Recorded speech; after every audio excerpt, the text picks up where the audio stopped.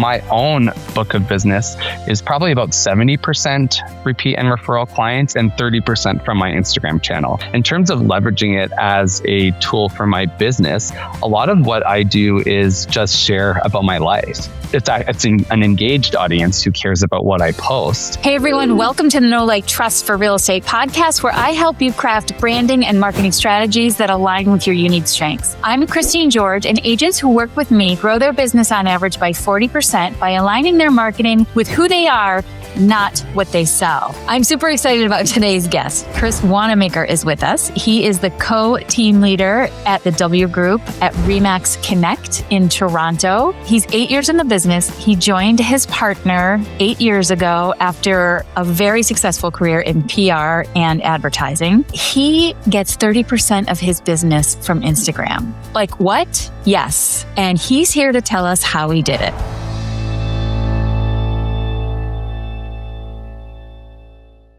Chris Wannamaker, I'm so excited to have you here. In fact, I'm so excited to have some of our friends from Canada here over these next few episodes. How are you?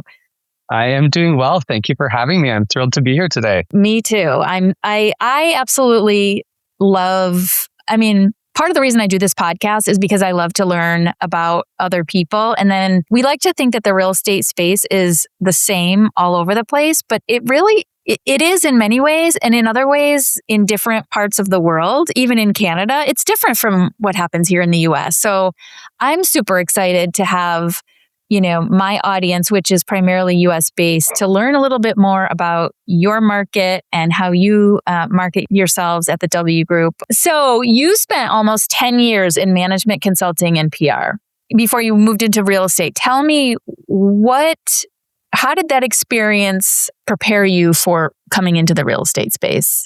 Great question. Honestly, yeah, those were really fun years of my life. I absolutely loved working in PR and advertising and management consulting. It was really, really fun. And I do think it does prepare you, just like many different careers can prepare you to be successful in real estate.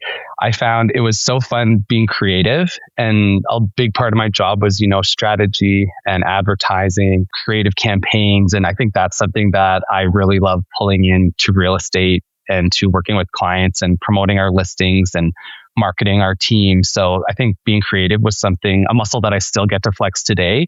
And I'm glad I didn't have to leave that behind when I switched careers. And I also think, you get pulled in a ton of directions when you work at an agency and you have all different clients. And, one day you're working on this, the next day you're working on that. Even every half an hour, you could be switching gears. And that's kind of like what it's like in real estate too. You could be working on a lot of deals, working on internal things.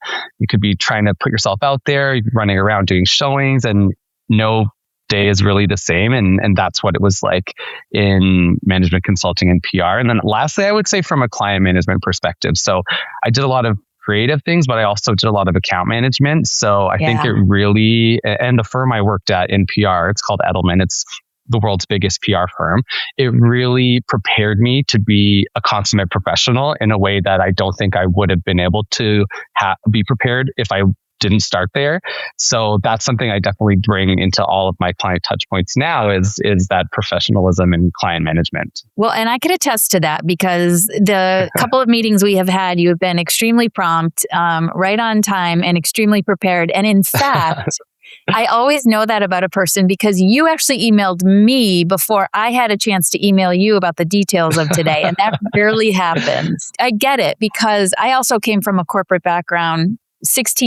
First 16 years of my career were working for Fortune 500 companies. And there's no better training than that to really understand how a business works and to be held up to a level or a standard that unfortunately in the real estate industry that we're in is not always evident. And so I think that is definitely one of the things that makes you stand out from others is that level of professionalism that you expect of yourself. And unfortunately that buyers and sellers don't always expect. So you and Edward are co-leaders of the W Group and life partners. And I want to know, you came into the business. He was already in the business before. First of all, why did you come into the business after having such a successful career? And number two, when you did, how did you figure out who was going to do what? When I was starting to think about entering real estate, I was reaching a point in my career where I was feeling a little bit of burnout. Actually, quite frankly, a lot of burnout. And at that time, I was doing well at work, but I wasn't feeling well at work, if that makes sense. So I was winning a lot of new business or helping my teams win a lot of new business, having success on my accounts, but I was just working a lot and I wasn't feeling too happy in my own skin from a career perspective. And that was starting to bleed into my personal life. At the same time, my husband, who then was my boyfriend at the time, Edward, he was also feeling pinched. He's been, at the top of his game as a solo agent for a number of years before we met. And he was feeling stretched too without that much support. And when I was starting to feel the pinch too, I was like, maybe there's something here. Like I'm doing a lot of account management, running a lot of new business. It's kind of like sales. You're selling yourself every day as an agency and as a practitioner. I'm sure, I think there's something here that we could work together and both benefit from this. And, a lot of partners or family teams in real estate do really well because it helps, blur the boundaries. You don't get so upset when someone has to take a call on an anniversary dinner or anything like that. Yes. Yeah. And that's how we decided to start working together. And then you asked who does what or how do we decide? Yeah. How did you figure that out? The thing that I think is really important for how we work together is we're different, but we are pretty similar. We have a similar outlook on things. So that helps a lot. And we have totally different clients. So we work on the business, but we don't work together all day, every day. We'll do like an initial meeting together if it's some cold business that we're not sure about, if it wasn't referred to us, or if we need some support or we feel like we would benefit from having the other person there. But after that initial meeting, we basically work separately. And then anything management related with our operations director and things like that, we work together on. But we aren't together at the hip day to day. We do have our own books of business. So that really helps. That's awesome. And I think that is a little bit unusual because a lot of times with, partners, they'll go to the listing appointments together. And one is like focused on the negotiation and the other one is focused on the marketing. But you guys are doing similar roles because you have your own book of business. Yeah, we do a lot of crossover. I will say we do have a few of our specialties. Like Ed has a ton of experience with investors and I've been doing this for 8 years. I've learned a lot in 8 years, but there's always more to learn. So if I have a new client that's going to be really investor focused, then absolutely I want to bring Edward along. And I have a background in marketing, PR, and advertising. So if there's somebody who, might have maybe a higher level of taste or higher expectations, I should definitely be at that appointment too, or if we're in competition against some of the other big names in our area, then I should be there too, just to help us stand out.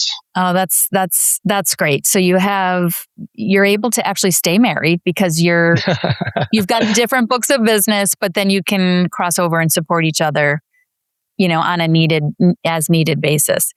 Totally. Let's talk about Instagram, because when we first had our conversation about doing the podcast, you told me that Instagram was sort of your social media platform of choice and that you had actually gotten some, a significant amount of business from Instagram. Tell me how. It's so hard for the average agent to, really be able to understand what the return on that investment is. Overall, our business is probably like 85 to 90% repeat and referral clients. My own book of business is probably about 70% repeat and referral clients and 30% from my Instagram channel. So that's something I'm really proud of because it is a high volume over a number of years. And it's something that for me does not feel like a chore to do because I kind of grew up in the Instagram era. I got my first Facebook account when I was in high school and then Instagram when I was in university. And I've been able to, be on that platform more organically than a lot of other people. And that's helped me. But in terms of leveraging it as a tool for my business, a lot of what I do is just share about my life. We do share about our listings and about our team and about real estate. But if you visit my page, my Instagram profile, it's a lot of my life, my dog, traveling with my husband, working out, being out with friends. So people who follow me actually get to know me, and real estate's just a part of who I am. It's not my whole identity. And I think that makes a big difference when trying to connect with people on a platform like Instagram, where people are bombarded with so much advertising and messaging all the time. Yeah. So having the right mix is really important, sort of that balance. What do you think is the right mix? Is it like 80%, 80-20? Like what is the right mix of personal versus professional? I think it is as much as you want. I don't think there's a special formula. I think you should have fun sharing about yourself. Have fun trying to be authentic on the platform. And when you've got listings or exciting things happening at work, share those too. You can read so many articles that are, post once a day, post twice a day, make your content calendar 10 posts a week. There's so many differing pieces of advice. It's a lot to manage. I just don't take it that seriously. When we've got things going on, I share it. And when we have a listing coming up, I share that. And I don't stress too much over the algorithm or what's going to happen. And even my audience itself isn't huge. I kind of was stagnant around 7,000 followers for a number of years. And suddenly I just had a few posts go viral. I'm about 9,000 now. But these aren't massive audiences. It's just, it's an engaged audience who cares about what I post. And that is more important than, trying to reach everyone. I just need to hear you say that again. It's an engaged audience. Like most of the people that follow me on Instagram, I've probably met, not all of them, but I've met them or they've come to me through some kind of, referral or seeing my content, but it's not a huge audience. It's a moderate audience, a medium-sized audience, but that actually engages with my content. These aren't bot followers. I don't have like 200,000 followers across Canada. That's not going to serve my business too well. I have a pretty targeted base of followers located mostly in Toronto. And that just through mostly my organic content is how I get a lot of referrals and business from that, just sharing about myself and of course about our business as well. The size of the audience doesn't matter, although it's impressive to have 9,000 followers. I mean, you're not Taylor Swift, right? Like that's a lot of followers, right? It is. But I do think the important point there is that it really doesn't matter. What it matters is that they're engaged with you and that they're loyal to you. And that's what's really most important. But I want to follow up 2 questions. One is on the viral, like what went viral and how? It's so annoying. We post so much about our listings and about our business. And then I posted an anniversary post for my husband's and my second anniversary, and it went viral. And I got over 1,000 followers from this organic post. Are you serious? So just not even a business related post. Was it a video? What was it? No, it was a carousel of photos from our wedding day and, just a little curated carousel, a happy 2-year anniversary to my husband. And this is the one that went viral. So I think that reinforces my point that it can't be all about business because people are connecting with you about your personal life just as much. And having a blended channel of both is how you're going to reach the most people who actually will trust you, align with you, like you, and vice versa. Here's a receipt from my favorite restaurant. Normally, this is the kind of thing that ends up in my pocket, then my car, then gone. Not anymore. All I do is take a picture and text it to B. That's it. No app to open, no category to select, nothing to fill out. I just sent a text. And here's what comes back. B already pulled the amount, the vendor, the date, and the category, straight from the receipt. If anything needs to be adjusted, I just reply in plain English. But this looks right, so I'll just say, done. Now, if I want to see everything in one place, every receipt, every category, a full report, I go to my portal at my.beekeeper.ai. Here's my dashboard. Every expense I've texted in is right here, organized, categorized, ready to go. I can see the full history, filter by date or category, and when I'm ready, I can run a report and have it sent straight to my inbox. Clean records, no scrambling. Ready for my bookkeeper or my CPA whenever they need it. That's Beekeeper. Snap, text, done. For more information and to sign up, go to BKeeperAI.com. I mean, let's give some credit to who you are and how you show up, right? Like you have a very warm face, you smile, you feel approachable, you feel accessible, you feel like you're somebody that I could trust. And we don't even know each other, Chris, right? Thank you. Well, absolutely. And I feel like what you're saying is that comes across when you post. And you actually have to post about something that people can relate to and care about in order for that emotion to really be felt or evoked by you. So I think that's right. Yeah. And I think that's our brand as well. Like the W Group, we want to be elevated, but approachable, professional, but not that serious. Like we can have fun with real estate. It doesn't have to be so intense all the time. It doesn't have to be so buttoned up, even though it is very delicate and serious business with people's biggest investment. That's how I am as a person. That's what our brand is. And that's what I want to show on my social media as well. So I'm thinking about, the folks who are listening right now and they're like, yeah, that's really great. And I feel like I'm doing that. But like, give me an example of a piece of business or a transaction that closed. Like, from Instagram, how did it start? And how did it get from someone who just started to follow you, got to know you, all the way down to a closed transaction? Like, what was the timeline and how did you authentically sort of cultivate that into a conversion? Just this year, or maybe at the end of last year, we started putting a modest amount of ad dollars behind our new listing videos. And we're not trying to get people to visit our custom website for it. We're not trying to get them to message us. It's mostly just for brand awareness, to follow us. If they have questions, they'll let us know. So one thing we started doing and I'm talking about $100 over 2 weeks or $150 over a couple weeks. I'm not talking about a huge ad spend, something pretty modest, still real money, but modest. And one thing that we started implementing is for each follow that we get, we actually reach out that same day with a custom message, not like an auto responder that is so instant that they know no way it could be real. So I'll look at all my follows of the day. I'll just write them a message, and I actually made it a shortcut on my iPhone. So I just type LLL and my whole pop-up comes up of what I want to say, and I can post it. So it's a little bit more organic, but I don't need to type everything. Very cool. And I started engaging with people that way. And you probably get ignored by about 95% of the people during that first message, or they say thank you.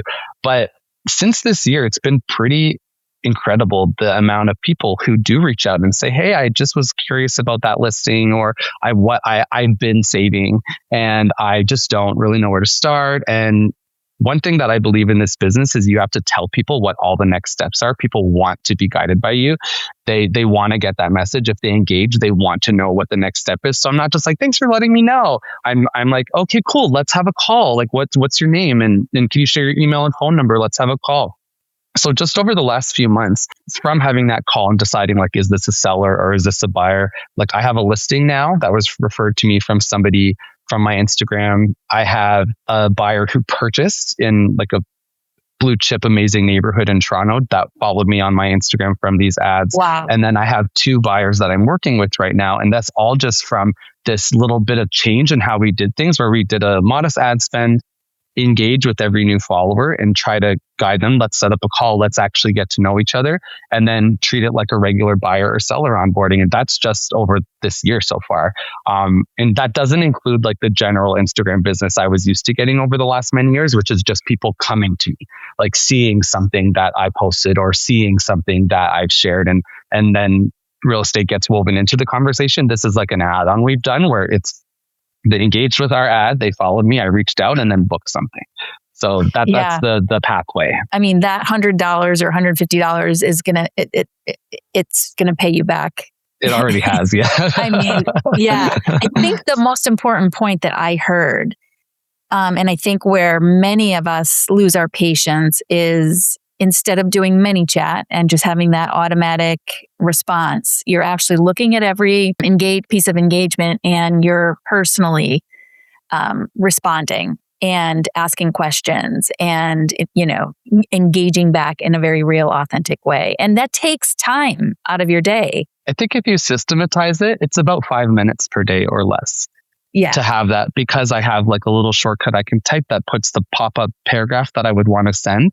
And yes. I'm not getting a high volume of follows. I'm getting 2 to 8 follows a day. Maybe 8 is a good day where I'm like, ooh, cool. It takes 5 minutes to go through. And again, not everyone's responding, but when somebody replies, hey, that's someone worth engaging with.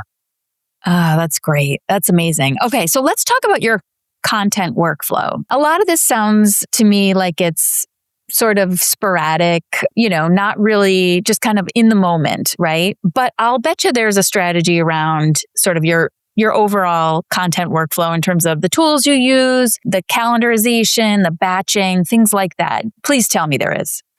Yes, we have a lot of systems on my team. So the reason things feel smooth and why I don't feel stressed is because we have a great admin and operations team. And basically everything we do, aside from these engagements that are me on my own channel, but a lot of stuff has systems behind it. I think that's really important. For our content, for all of our listings, we have the same video mix, more or less the same video mix that we know is going to happen every time. We have a photo, like all the photos for the listing, and we're actually in at least one of all of our listing photos. So we show up on the photo day, we're in the photo, and then that's a little bit more interesting to people than a random photo of a house when they're not looking. If it's like a photo of me and my husband, like in house coats having a coffee in the living room, it's a little bit more funny. We get more engagement. So that's one. We're in the photo. Did you say house coats? Yes, we do funny stuff sometimes.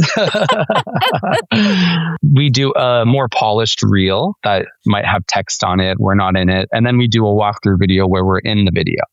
So we have a similar caption that is derived from our listing that's going to fit each one of these things. And it doesn't take that much time because it's the same every time. Of course, we can make changes over the years, but we know we're going to have these 3 core content pieces for every listing. So that's number 1. And then number 2, anything that's happening about, special projects we've got going on, our events, we have the support of our team to help us make that, but it doesn't take much time.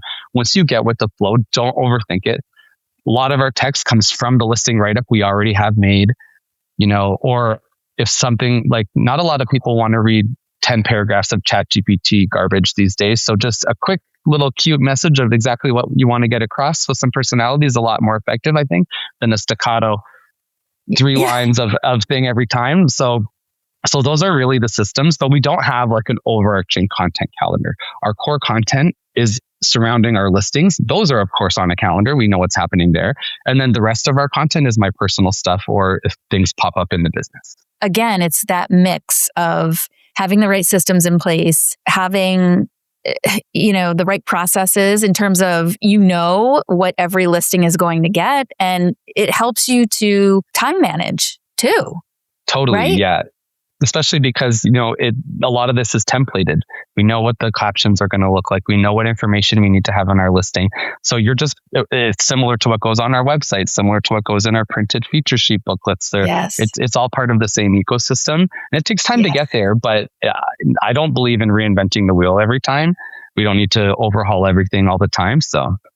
Yeah. And that also gives you the brain space to, come up with the creative ideas in the moment when they're happening to put that personal stuff on your social media. 100%. platform. What would you say to an agent who thinks that they need 50,000 followers before they can ever get any business? Would say that is absolutely not true.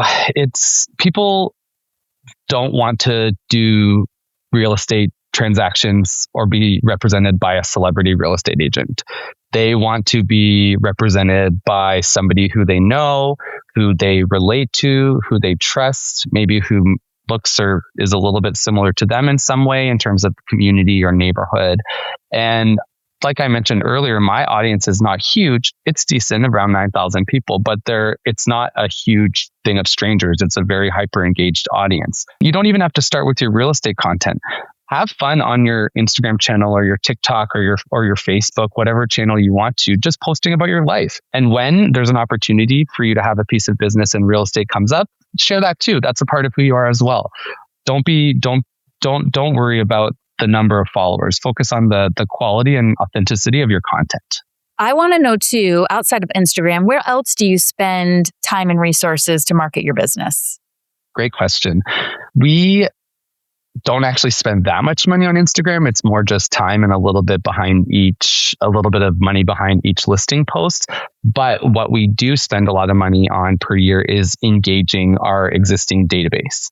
So we have a big client event every year that we do. This year, I think we had over 200 people, and it was at a beautiful new building in downtown Toronto in a restaurant-like space with bartenders, open bar, food, all this stuff. So we do that.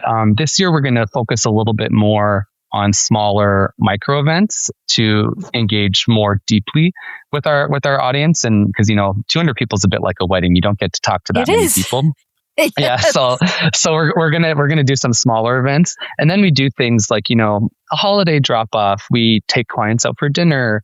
We have our CRM. We invest a lot in our CRM. We use Follow Up Boss, and we do our newsletter and things like that. That's mainly what we do, but Instagram is just a part of that. We really spend our money getting in and working with our database and, having our AAA clients and our AAA investor clients and trying to stay engaged with them.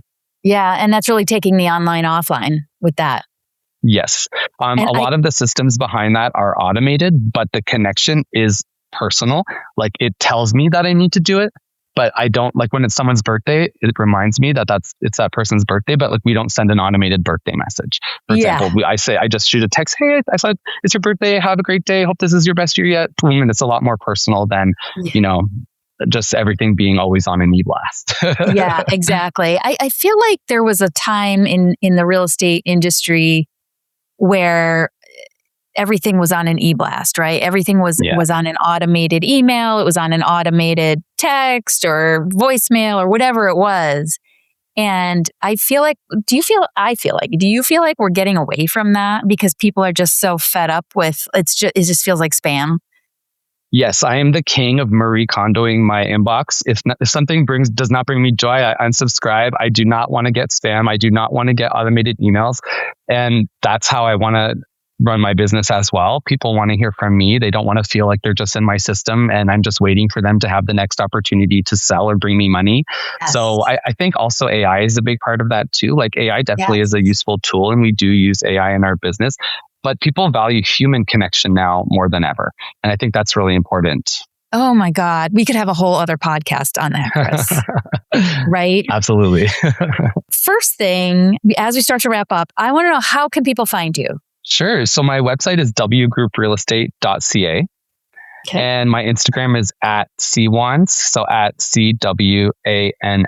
Finish this sentence and I have a little shout out. Okay. Know Like Trust is a great place to learn from others and realize that there's so many wonderful ways to run this business in a way that's authentic to you. And I just want to give a shout out to our friend Kathleen Black, who introduced us. I'm a partner in her coaching business, KBI, and you are a client, right? Yes, I am. I love and respect Kathleen so much. We tried several coaching companies in the past, and I just love what she stands for. It's not all about your business. It's about your life and how business fits into a life you want to build. And I didn't even know we were going to be talking about this today. I gush about Kathleen all the time. I really respect her, and working with her and working with her coaches really helps our team. Again, a lot of the systems we have now, we might have got there eventually, but not in the same way that we were able to and as efficiently if we didn't work with Kathleen Black and her team. So I really love working with Kathleen. Chris, thank you so much for being with us today. I so appreciate you and your time. Thank you so much too. I appreciate it as well. Thanks so much for listening. If you loved this very special episode, I would love it if you would share it with your friends. Make sure to follow us on whatever podcast platform you're listening. If you're watching us on YouTube, click that subscribe button so you never miss another episode. And make sure to sign up for our newsletter, The Sunbeam. Go to postandbeamcreative.com and sign up. I'm Christine George, and you're listening to Know Like Trust for Real Estate.